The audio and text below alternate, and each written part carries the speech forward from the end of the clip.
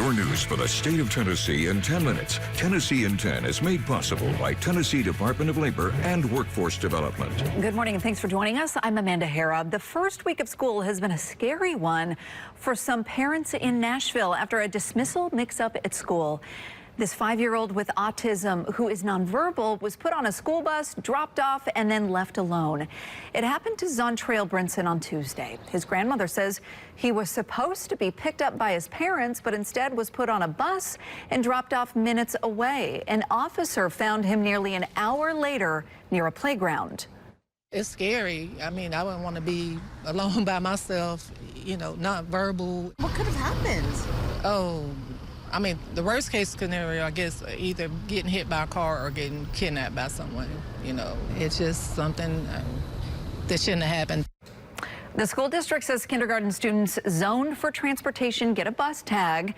At dismissal, they say Zontrail's teacher accidentally put the tag on his backpack, and that's why he was mistakenly put on a school bus.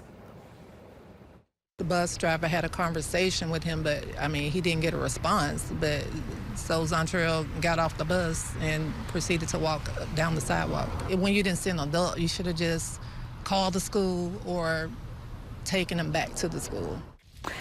Metro Nashville Public Schools says that they are reviewing what happened and reinforcing dismissal protocols to make sure that this doesn't happen again. New data from the Tennessee Department of Health reveals that Tennessee ranks high for the number of babies who die in their sleep. The data shows 505 babies died before their first birthday. That's the same number of kids that would fill 26 kindergarten classrooms. He was placed to sleep in an adult bed with his head on a pillow.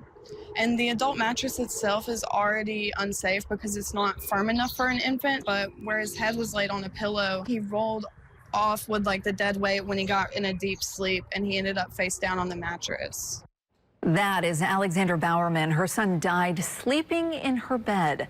Now she advocates for the ABCs of safe sleep. Doctors say following the ABCs can prevent most sleep-related deaths. Babies should always sleep alone on their back and in an empty crib. So no blankets, no toys, no stuffed animals. Well, the state wants to put Austin Drummond to death. He's accused of killing 4 of his girlfriend's family members, including a young couple, and kidnapping, then dumping that young couple's 7-month-old baby. The DA revealed during a court hearing yesterday that all 4 victims had been shot to death. One of the victims is Matthew Wilson, the father of the baby who police say Drummond abandoned in a stranger's driveway. So what's the point of letting him back out? He's already proven that he does stuff like this. So don't give him an opportunity to take somebody else's family. Their whole family. Because that's what I think people don't understand. He took them all. It's not just the loss of our son. In 2020, the DA said Drummond was not capable of living among society and even warned the parole board of the potential danger of letting him out of prison.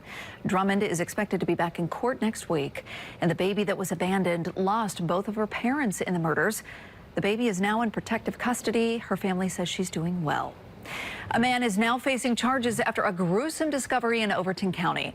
The TBI says Edward Randolph killed his girlfriend, stuffed her body in a refrigerator, and then set it on fire on the side of the road. Investigators say the body of Hope Parrott was found last week on the side of Sunk Crane Road. They've not said why Randolph did this or what the motive could be.